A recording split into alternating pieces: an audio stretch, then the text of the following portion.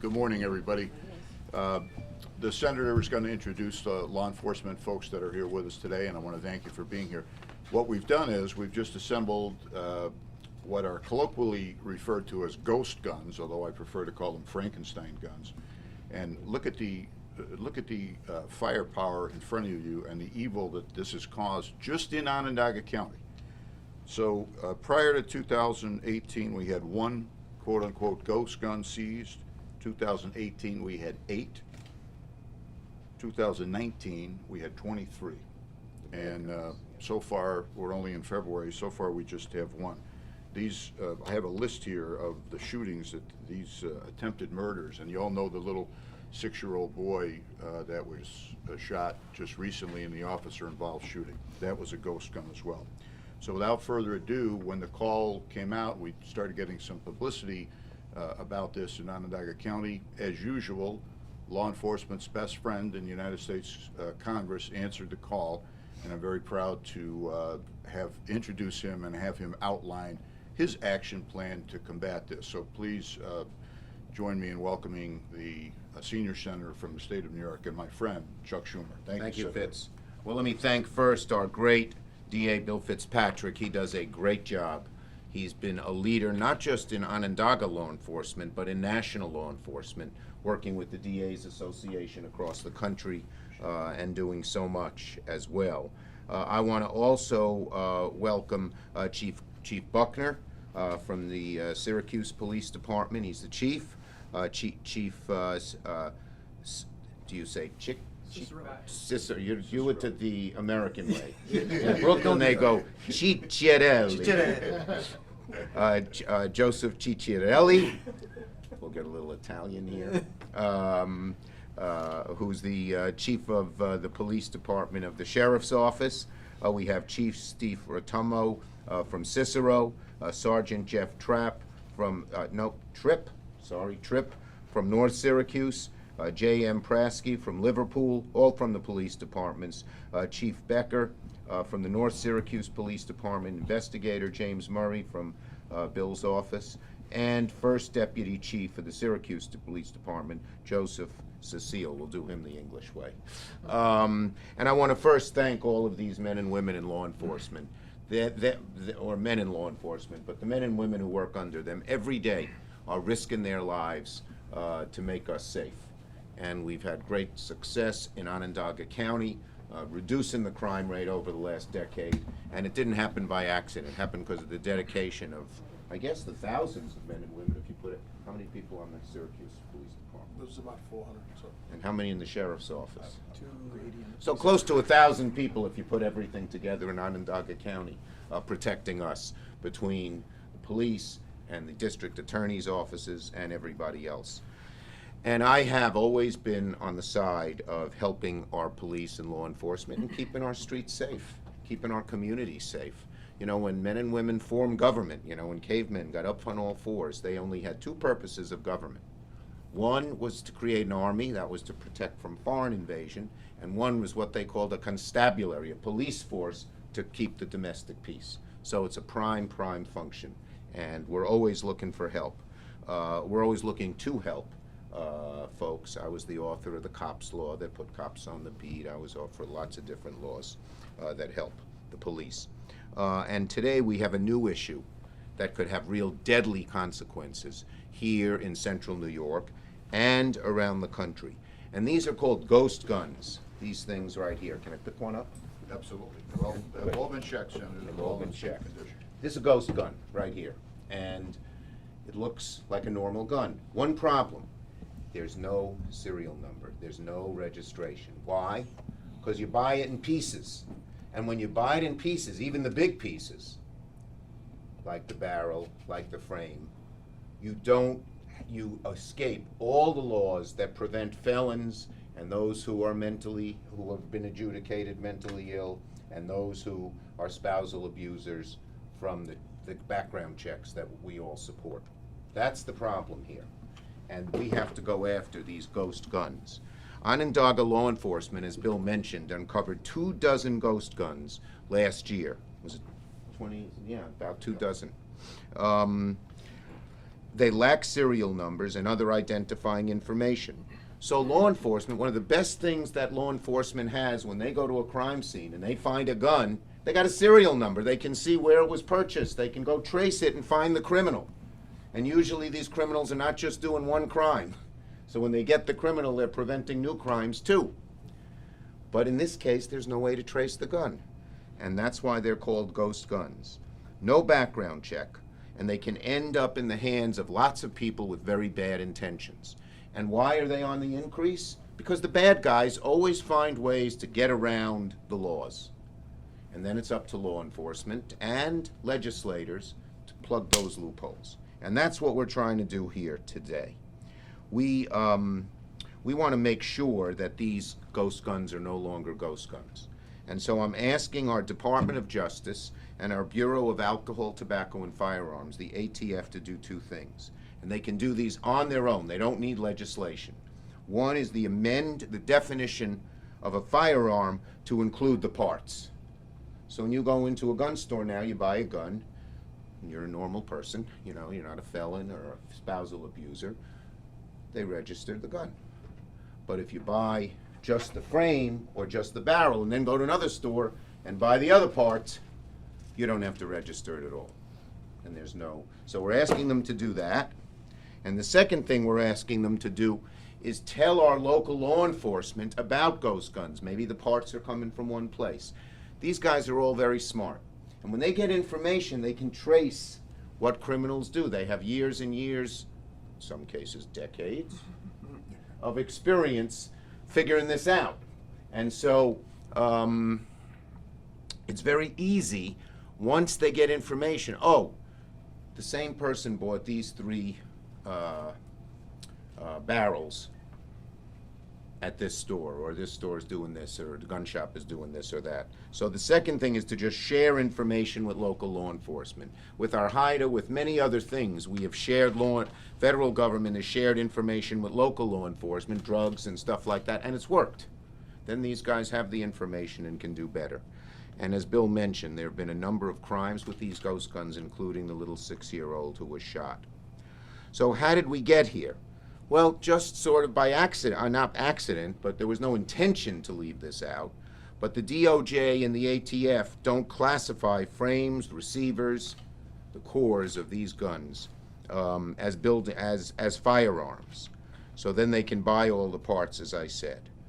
And this is not getting in the way of the Second Amendment. I believe in the Second Amendment. Any law-abiding citizen has the right, constitutional, Heller case, to have a gun. That's okay. But there's 98% of Americans agree that felons shouldn't be allowed to buy guns. But they can get around the law. And most felons are repeat. They're not just one time and then they go back to a normal life. And so this allows them to buy guns, and we want to stop that. So the good news, it can just happen with the stroke of a pen. You don't need legislation. They can just change the definition. The law allows them to do that. This was a law passed in 1968 that said, you know, that gave that you classified the guns, but it was left out in '68 because no one thought about it. No one thought back then. Some of us weren't even around, or certainly not in law enforcement or in legislature. I wasn't, but they didn't know how to do it. So if they did these things, we could really stop the ghost guns from proliferating here in the county. And this is backed by law enforcement throughout America, whether it's police or sheriff or DA, or the organizations that are tough on crime. And so I don't think there's any reason not to do it, but because of the outbreak here, I'm announcing my push to get DOJ and ATF to do this here in Syracuse.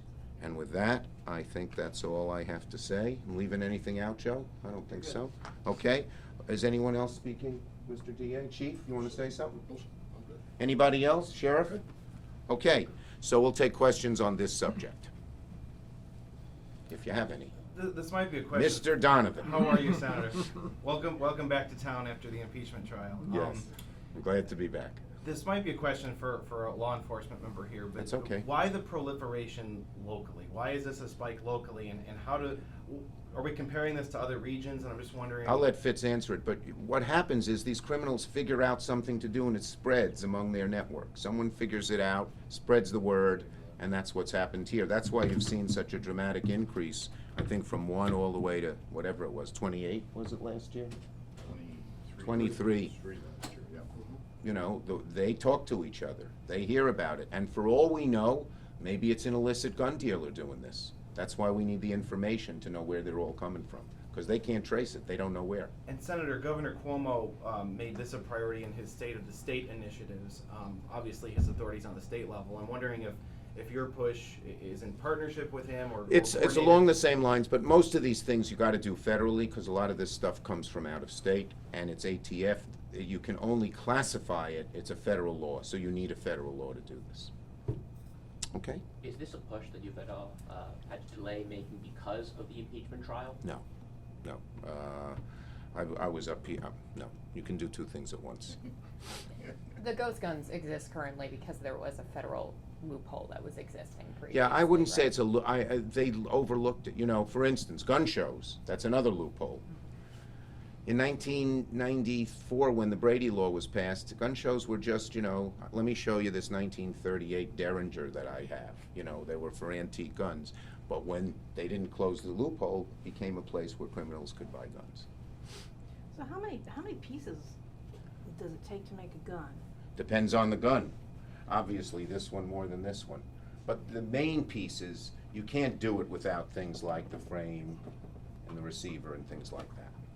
Is this something that can be done online as well? Do we know if people are getting parts online? Oh, that's one of the things we want them to find out when they classify them as firearms. Right now, they don't look. You mentioned the ATF already has authority. So is this just a reminder that they should start doing it, or is this Well, they law haven't that done it demands yet. Somebody brought this up to them a few years ago. They didn't do it, but now we're making a big push. Does this have support among your colleagues? I believe it does, yes. Senator, how easy is it? It almost sounds like it's a do-it-yourself project. You know, comes with an instruction manual, drill a hole. Yeah, look, people who have guns, legitimate firearm owners, always take them apart to clean them and all of that. It's not that hard to do. I mean, I'll pick up this one. What the hell? Something complicated like this is probably a little harder, you know, but still, right? Okay. I did this so you. And all these guns were found in some sort of crime scene in Fitz Montgomery knows County that. Yes. last year. And Yes, search warrants, for example, the gun that was used to shoot the 6-year-old, when we traced the bullets, we found out that that gun had been used almost a year earlier in an attempted murder. And that investigation obviously is still ongoing. But many of these guns, for just a real quick example, one of the guns, I don't know which one, August 5th, 9 shots fired, Fitz Street. August 22nd, 11 shots fired, Sabine Street. August 24th, 12 shots fired, Merriman Ave. September 9th, 14 shots fired, 200 Putnam Street. September the 15th, 17 shots fired, Merriman Ave. That's one gun. And we wouldn't, by the way, we wouldn't have serial numbers on these guns if it was just, you know, it was neither here nor there. They help law enforcement. You always, even if you watch TV, you know that. Did you get the serial number? You know, they Yeah. say that on. The gun that you listed, Fitz, just now with all of those shots, was that the one that was used No, in the on the 6-year-old, no. Fitch, are you gonna release that list that you're reading? Sure. I'll give- Sure. And Bill, could you speak to my earlier question about why Onondaga County? Why do we Yeah. think this Well, is a I've problem? talked to some of my DA colleagues, and they have a problem, but not to this extent. I think, in my judgment, it's because of these individuals here. Our enforcement techniques are superior to a lot of other agencies, and as a result of that, we have a fairly aggressive policy in seizing guns and also prosecuting guns. We work well with the feds. The feds have taken over 2 of these cases, and we're going to prosecute those. And as the senator just pointed out, it's just ridiculously easy to, you know, you get online, you send in a certain amount of money, and you get 80% of a gun. And in some cases, all you have to do is drill a couple of holes, and now you've got an automatic operable weapon. So, got to stop. This is not a. Go They're ahead, always sir. finding ways around this. A few years ago, there was a fellow in Texas who was with 3D printing, was doing a gun with no metal. went after him and they arrested him, and he was putting it online, had to have a gun with no metal, which means you could Walking get through an through a airport, detector. Yeah. They're always looking for criminals are always looking for ways to get around the law. That's why they're criminals. So you're sending a letter, obviously, how soon do you think that you I get think we can action? get action pretty soon. I do. Are there other things, are other people sending letters, other people joining you in Well, this? I'm gonna talk to some of my colleagues when I get down to this. I was alerted to this problem by DA Fitzpatrick. We talk all the time about law enforcement and things we can do. Rough timeline?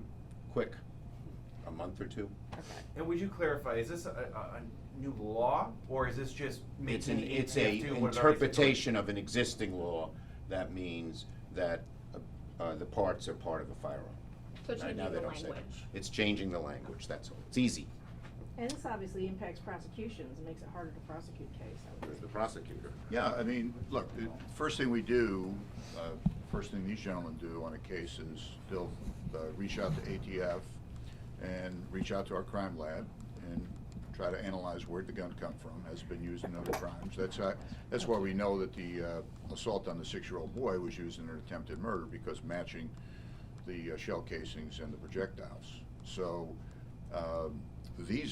every gun in front of you is illegal to possess in New York under current law, and every gun you see in front of you was put together, coddled together through otherwise legal means over the internet, and that's just got to stop. How would it be different if you had a gun with a serial number in trying to trace You it? can trace it literally within hours. Okay. Where was it purchased?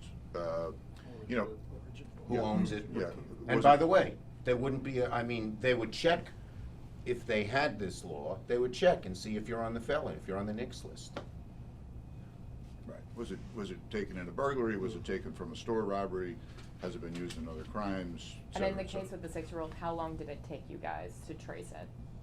That was done by the lab. I don't know the exact time, but it was done relatively quickly, as Okay. overworked as they are. But longer than normal? Well, there's other issues going on at the lab, as you Yeah. know, but they do a phenomenal job there. Is that gun here from the Fenton Street incident? Yeah, I'm sorry, I don't know which one it is, but I can point it out to you in a second. Okay, thank you, everybody. Good. Thank you, sir. Thanks, Vince. Great job. Sir. Thank you, Sheriff. Chief. Thank you, man. Good to see you. Appreciate it. Good work, thanks for